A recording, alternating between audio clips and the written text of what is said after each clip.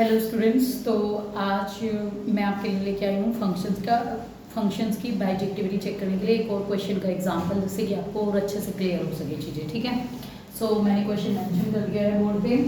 आपको चेक करना है कि फंक्शन हमारा बाइजेक्टिव है या नहीं है। इस क्वेश्चन में देखो क्या गिवन है हमें। हमारे पास एक सेट गिवन है, सेट ए, जिसकी डोमेन गिवन है r-2 मीन्स रियल नंबर्स होंगे बट 2 नहीं होगा। एंड सेट बी गिवन है r-1 means all real numbers but 1 नहीं लेना है। देन f यानी कि एक फंक्शन की मैपिंग गिवन है हमें a to b is a mapping defined as fx। अब हमें fx की वैल्यू दे रखी है x-1 अपॉन x-2, तो हमें शो करना है कि f बाइजेक्टिव होगा या नहीं होगा। ठीक है, तो सॉल्यूशन में देखिए हमें क्या करना है। सबसे पहले हम अपने फंक्शन को लेके चलेंगे। फर्स्ट पहले में क्या प्रूव करना होता है 4 1 1, यानी कि इंजेक्टिविटी चेक करेंगे पहले फंक्शन की। ठीक है, अब देखिए इंजेक्टिविटी में क्या मेथड था, हमें लेके चलना है दो फंक्शंस fx1 एंड fx2 दोनों को इक्वल लेके चलना है। इक्वल लेके चलेंगे तो यहाँ से हो जाएगा ये x1-1 अपॉन x1-2, यानी कि हमें x की जगह x1 रिप्लेस करना है, is equals to x2-1 upon x2-2। Clear. Now अब हम क्या करेंगे, देखो इसको सॉल्व करके हमें एलिमेंट्स के बीच का रिलेशन लाना है। तो इसको सॉल्व करने के लिए हमको इसकी क्रॉस मल्टीप्लिकेशन करनी पड़ेगी। नाउ मल्टीप्लिकेशन होगी क्रॉस मल्टीप्लिकेशन, तो पहले हम इस फंक्शन की मल्टीप्लाई करते हैं। x1 x2 minus 2x1 minus x2 plus 2 is equals to, now अब इन दोनों की मल्टीप्लाई करेंगे। x1 x2 minus 2x1 x2 and plus 2।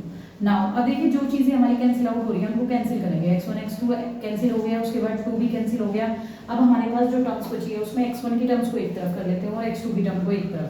जैसे ये हमारे पास पहले से है -2x1, हम -2x1 है, हम इसको x1 को इधर लेके आएंगे तो ये हो जाएगा plus x1 is equals to -2x2 already is at there, -x2 को लेके जाएंगे तो ये हो जाएगा प्लस का x2। यहाँ बचेगा -x1 is equals to -x2, minus से minus cancel, x1 is equals to x2। देखिए फंक्शन को इक्वल लेके चले थे और एलिमेंट्स इक्वल आ गए, इसका मतलब हमारा फंक्शन कैसा फंक्शन है, इंजेक्टिव फंक्शन।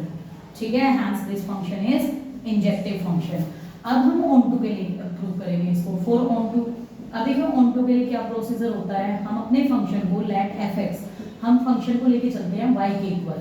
क्लियर, y के इक्वल लेके चलेंगे तो फंक्शन की वैल्यू क्या गिवन है, x-1 upon x-2 is equal to y।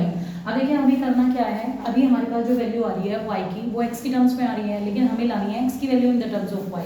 तो सॉल्व करने के लिए पहले इसमें अपॉन में 1 ऐड करके क्रॉस मल्टीप्लिकेशन करेंगे।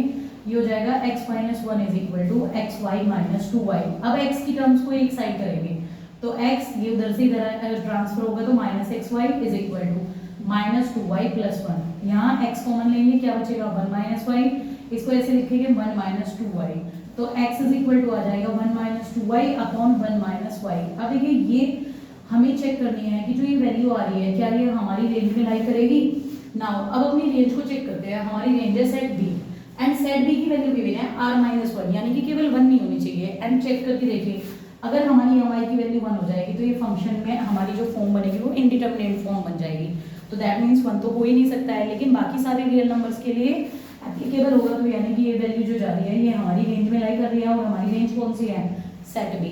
तो इसका मतलब हमारा फंक्शन कैसा फंक्शन हो गया, सर्जेक्टिव फंक्शन।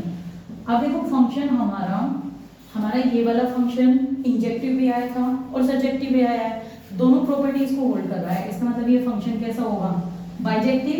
तो hence this function is bijective function. So bijectivity अगर कभी भी चेक करनी है आप ऐसे प्रॉपर स्टेप वाइज वर्क करेंगे तो बहुत इजीली, बहुत स्मार्ट वे में काम हो जाएगा।